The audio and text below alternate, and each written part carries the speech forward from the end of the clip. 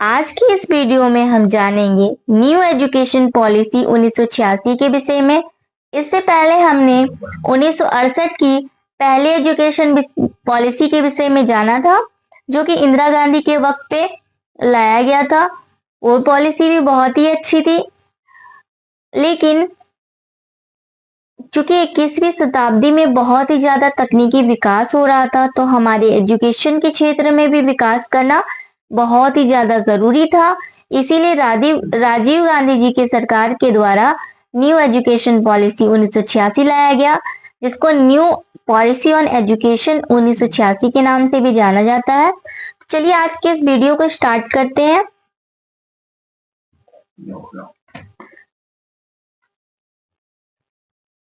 दूसरी education policy Rajiv Gandhi ji ने जनवरी 1950 ईस्वी में घोषणा की कि नई राष्ट्रीय शिक्षा की नीति बनाई जाएगी।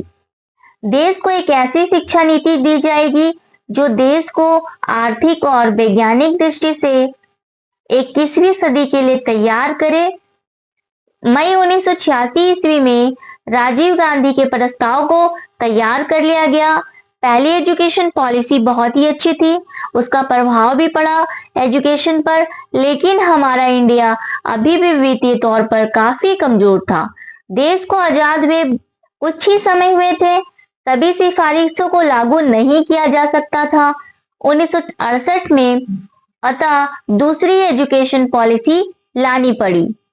21वीं सदी आने वाली थी, पूरी दुनिया में साइंस और टेक्नोलॉजी ने काफी एडवांस हो चुका था, इससे पूरी दुनिया बहुत आगे बढ़ती जा रही थी। इसलिए इंडिया में भी न्यू एजुकेशन पॉलिसी 1986 की जरूरत पड़ी।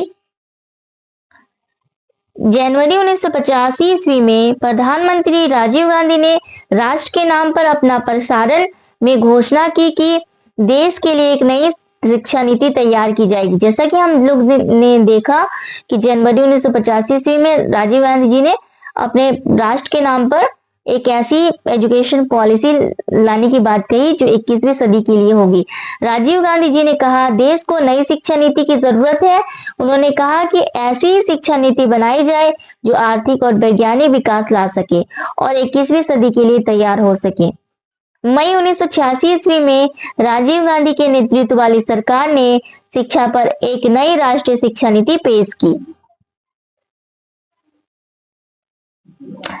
नई न्यू एजुकेशन पॉलिसी 1986 की बहुत सारी विशेषताएं हैं, तो हम लोग देखेंगे उसकी क्या क्या विशेषताएं। तो सबसे पहली विशेषता है समानता के लिए शिक्षा।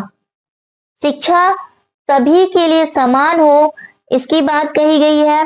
शिक्षा में तमाम असमानता को समाप्त करके सब वर्गों के लिए शिक्षा की बात कही गई है। महिलाओं को भी समान अवसर देने की बात कही गई है। लड़कियों के लिए छात्रवृत्ति में वृद्धि करने की बात कही गई है कि जो भी लड़कियां हो, अगर वो पढ़ाई करना चाहती है तो छात्रवृत्ति दी जाए और वृद्धि भी किया जाए। शिक्षकों की नियुक्ति में महिलाओं की प्राथमिकता दी गई है, क्योंकि उस वक्त क्या होता था, लड़कियों को पढ़ाने पे ध्यान नहीं दिया जाता था, इसीलिए महिलाओं की शिक्षा की राजीव गांधी सरकार ने बात की है। उन्होंने यह भी कहा है कि शिक्षक की नियुक्ति में भी महिलाओं को प्राथमिकता देनी चाहिए, ताकि अधिक से अधिक महिलाएं पढ़ाई कर सके और शिक्षा के क्षेत्र में आगे बढ़ सके। लड़कियों की छात्रवृत्ति भी इसीलिए देने की बात कही ताकि बच्चा आगे और पढ़ सके। अनुसूचित जाति, जनजाति और पिछड़ा वर्ग की शिक्षा की बात कही गई है। अनुसूचित जाति, जनजाति और पिछड़ा वर्ग ओबीसी वगैरह की शिक्षा की बात कही गई है। इसके लिए उनके लिए स्कॉलरशिप की व्यवस्था की जाए। खुले विश्वविद्यालय उनके लिए भी, खुले विश्वविद्यालय की स्थापना पहाड़ी क्षेत्र, गांव और अनुसूचित जाति जनजाति के क्षेत्रों में के लिए ओपन स्कूल की व्यवस्था की जाए। जहां कोई स्कूल ना हो वहां पे स्कूल की व्यवस्था की जाए। अल्पसंख्यकों की शिक्षा, अल्पसंख्यकों जिनकी संख्या कम हो उनके लिए स्कूल खोले जाए। अल्पसंख्यकों को अपना शिक्षण संस्थान खोलने की आजादी हो। विकलांगों की शिक्षा, इसके लिए भी प्रावधान किया गया। विकलांगों के लिए कहा गया कि नॉर्मल बच्चों के साथ उन्हें पढ़ाया जाए ताकि वो नॉर्मल फील करे। ऐसा ना हो कि बच्चे जब विकलांग आपके साथ पढ़ने आए तो उनके साथ भेदभाव किया जाए, बल्कि उन्हें भी समान अवसर दिया जाए और उनके साथ किसी भी प्रकार का भेदभाव ना किया जाए। स्पेशल विशेष ट्रेनिंग शिक्षक की आवश्यकता वहां पे थी, क्योंकि वैसे टीचर तो नहीं पढ़ा सकते ना, तो विशेष रूप से ट्रेनिंग शिक्षकों को देने की बात भी कही गई है। और इसके अलावा स्पेशल स्कूल खोलने की बात कही गई है। जो विकलांग छात्र है उनके लिए अलग से स्पेशल स्कूल भी खोले, जिसमें स्पेशल टीचर के द्वारा उन्हें ट्रेनिंग दी जाए। युवाओं की शिक्षा, जो अपनी पढ़ाई किसी कारणवश नहीं कर पाए हैं, तो या फिर कोई भी अड़चन आ गया है उनकी पढ़ाई पे, तो उनके लिए विशेष प्रावधान करने की बात कही गई है। अलग अलग स्तरों पर शिक्षा को रिकॉग्नाइज किया जाना चाहिए, रीऑर्गेनाइज करना चाहिए। अलग अलग स्तर पर शिक्षा को रीऑर्गेनाइज किया जाना चाहिए। पूर्व प्राथमिक और प्राथमिक स्तर पर शिक्षा, पूर्व प्राथमिक और प्राथमिक स्तर पर जो शिक्षा की बात कही गई है उसमें बोला गया है कि बच्चों के सर्वांगीण स्तर पर ध्यान दिया जाए, जिसके लिए उसे शारीरिक, मानसिक, संवेगात्मक हर प्रकार की शिक्षा देने की बात की गई है। 6 से 14 वर्ष के बच्चों को सभी को शिक्षा मिलनी चाहिए। बीच में ही स्कूल ना छोड़ जाए, इसका भी ध्यान रखना चाहिए। और इसके लिए 1995 ईस्वी में मिड डे मील की व्यवस्था भी की गई, ताकि बच्चों के नामांकन दर में वृद्धि की जा सके। जिन्होंने स्कूल छोड़ दिया उसके लिए अलग से प्राइवेट एग्जाम चलाया जाना चाहिए। जो लोग स्कूल छोड़ चुके हैं उनके लिए प्राइवेट एग्जाम चलाया जाना चाहिए। अनौपचारिक रूप से शिक्षा देने की बात कही गई है। ऑपरेशन ब्लैक बोर्ड योजना की भी बात कही गई है। प्रत्येक प्राइमरी स्कूल में एक बरामदा होना चाहिए, 2 क्लासरूम, एक ब्लैक बोर्ड, फर्नीचर, खेल का मैदान, 2 टीचर होनी ही चाहिए, जिसमें एक महिला शिक्षिका की उपस्थिति अनिवार्य है। ऑपरेशन ब्लैक बोर्ड लाया गया था, जो कि 86 के टाइम ही लाया गया था। तो इसमें बोला गया है कि पर जो भी प्राइमरी स्कूल है उसमें कम से कम 2 क्लासरूम होना चाहिए, एक बरामदा होना चाहिए, फर्नीचर की सुविधा, 2 टीचर होने चाहिए जिसमें एक महिला होनी चाहिए, और साथ ही साथ ये भी बात बोली गई है कि टॉयलेट वगैरह की व्यवस्था की जानी चाहिए, लड़कियों के लिए अलग और लड़कों के लिए अलग। सेकेंडरी एजुकेशन, सेकेंडरी एजुकेशन में माध्यमिक शिक्षा में हर जिले में नवोदय विद्यालय स्थापित किए जाएंगे, इस बात पर भी बल दिया गया है। और नवोदय विद्यालय में 75% सीट रूरल के लिए, मतलब कि ग्रामीण क्षेत्रों से जो आते हैं उनके लिए 75% सीट आरक्षित की जानी चाहिए और 25% नॉर्मल के लिए होना चाहिए। व्यवसायीकरण, शिक्षा के व्यवसायीकरण की बात की गई है। शिक्षा के क्षेत्र में व्यवसायिक पाठ्यक्रम को शामिल किया जाना चाहिए, ताकि बच्चे स्कूल छोड़ने के पश्चात भी अपनी रोजी रोटी कमा सके। विभिन्न व्यवसायिक कोर्स की व्यवस्था की जानी चाहिए।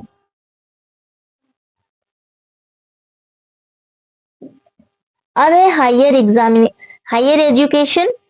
हायर एजुकेशन में क्या बोला गया है? एंट्रेंस एग्जाम के भर्ती की जानी चाहिए। एंट्रेंस एग्जाम के जरिए स्टूडेंट्स की भर्ती की जानी चाहिए। जो भी छात्रों को लिया जाएगा उसके लिए एंट्रेंस एग्जाम निकाला जाएगा, जैसा कि अभी होता है। अभी आप लोगों ने देखा होगा CUET का एग्जाम होता है, बीएड के लिए भी एंट्रेंस एग्जाम होता है। चाहे आप कोई सा भी मेडिकल करो या फिर इंजीनियरिंग, सबके लिए एंट्रेंस एग्जाम दिया जाता है। तो इसी की बात राजीव गांधी सरकार के टाइम पे की गई थी। रिसर्च के लिए फंड प्रोवाइड किया जाना चाहिए, जो भी रिसर्च होगा उसके लिए फंड दिया जाना चाहिए। ओपन यूनिवर्सिटी और डिस्टेंस लर्निंग की व्यवस्था की जानी चाहिए, जिसको कि आप मुक्त विश्वविद्यालय और दूरस्थ शिक्षा कहते हैं, उसकी व्यवस्था भी की जानी चाहिए।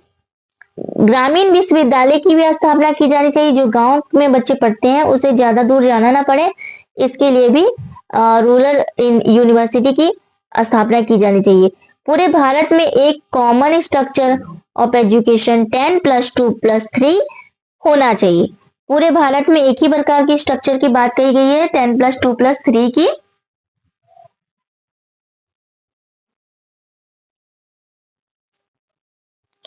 एनसीएफ जो होना चाहिए, राष्ट्रीय पाठचर्या की रूपरेखा, सभी क्षेत्रों में, सभी स्टेट्स में समान होना चाहिए।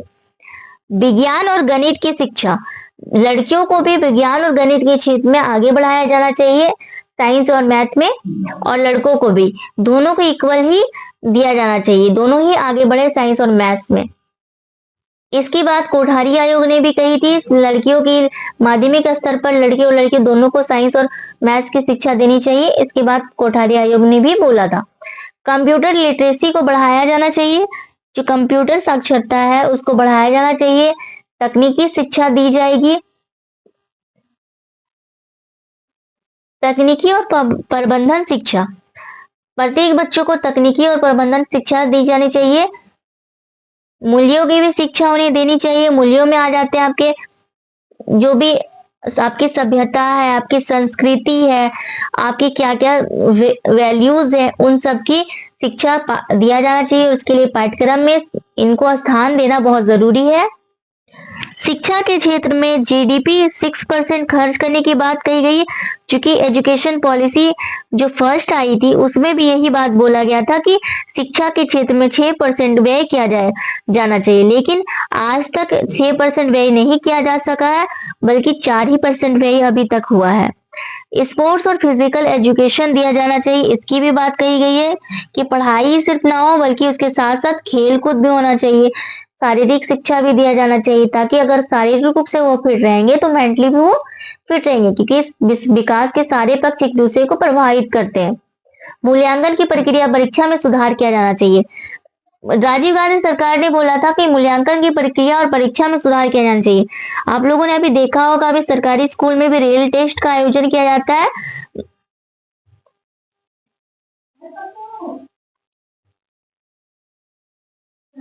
जिसे regular assessment for improvement learning के नाम से जाना जाता है। रियल टेस्ट हर विद्यालय में किया जा रहा है और मूल्यांकन की प्रक्रिया होना बहुत ही ज्यादा जरूरी है। ग्रेडिंग सिस्टम को अपनाया जाना चाहिए। जो भी ग्रेडिंग सिस्टम है उसे अपनाने से क्या होता है कि बच्चे में नेगेटिविटी को खत्म किया जाता है, क्योंकि बहुत सारे बच्चे फर्स्ट अगर नहीं आते हैं, कि 2-3 बच्चा फर्स्ट सेकंड थर्ड कर रहा है और बहुत सारे बच्चे का नंबर 1-2 नंबर से रह जाता है, तो उनके अंदर बहुत ही हीन भावना पैदा हो जाती है, फिर वो बहुत निराश हो जाते हैं। इसलिए ग्रेडिंग सिस्टम को अपनाने की बात कही गई। शिक्षा के बाद भी कही गई है, इसमें ट्रेनिंग की बात कही गई है, और उसके लिए डाइट की व्यवस्था की जानी चाहिए, जो कि 1980 और 1988 में डाइट की व्यवस्था करने की बात कही गई थी। ऐसे कॉलेज खोले जाए जिसमें टीचर को ट्रेनिंग दिया जाए, और डाइट का फुल फॉर्म होता है district institute of education training. जिला शिक्षा और प्रशिक्षण संस्थान की व्यवस्था की जानी चाहिए।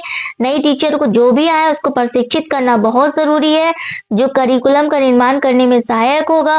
और अगर ट्रेनिंग शिक्षक अच्छे से नहीं कर पाते हैं तो वो भविष्य के लिए, बच्चों के भविष्य के लिए खतरा भी हो सकता है।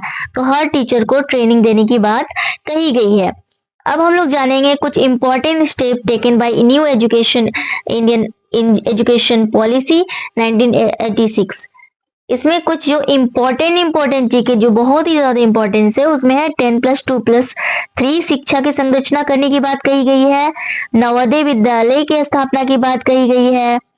सर्व शिक्षा अभियान 2001-2002 में लाया गया था, जिसके तहत बोला गया है सभी पढ़े सभी बढ़े, चाहे वो लड़के हो या लड़की। आप लोगों ने देखा होगा पेंसिल पे एक साइड लड़कियां बैठती है तो दूसरी साइड लड़के, तो सभी को पढ़ने का अधिकार है। शैक्षिक अवसरों की समानता की बात भी कही गई कि चाहे वो महिला हो, पुरुष हो, अनुसूचित जाति के हो, जनजाति के हो, या फिर कोई भी हो, उन्हें शिक्षा पाने का समान रूप से अधिकार है। ऑपरेशन ब्लैक बोर्ड लाया गया है ताकि इसमें शिक्षिकाओं की संख्या को बढ़ाया जा सके। अगर शिक्षक एक है तो शिक्षिकाएं भी एक होनी चाहिए। 2 स्कूल के क्लासरूम होने चाहिए प्राइमरी स्तर पर, और एक बरामदा कम से कम होना चाहिए। टॉयलेट वगैरह की भी व्यवस्था की जानी चाहिए ताकि लड़कियों को आने जाने में प्रॉब्लम ना हो स्कूल। दूरस्थ शिक्षा और मुक्त विश्वविद्यालय, डिस्टेंस लर्निंग की भी बात कही गई इसके तहत। जैसे कि आज आप लोगों ने देखा होगा इग्नू है, जो कि जिसके द्वारा आप बिना जाए भी आप बीएड भी कर सकते हैं, और उसके साथ साथ कोई सा भी कोर्स आप कर सकते हैं। तो डिस्टेंस लर्निंग की व्यवस्था उसी वक्त कहा गया था जो अभी हम लोग को देखने को मिलता है। उपाधि की सेवा से अलग करना, डिग्री को अलग करने की बात कही गई है। शिक्षण पर शिक्षण की बात कही गई है। ग्रेडिंग सिस्टम को अपनाने की बात कही गई है।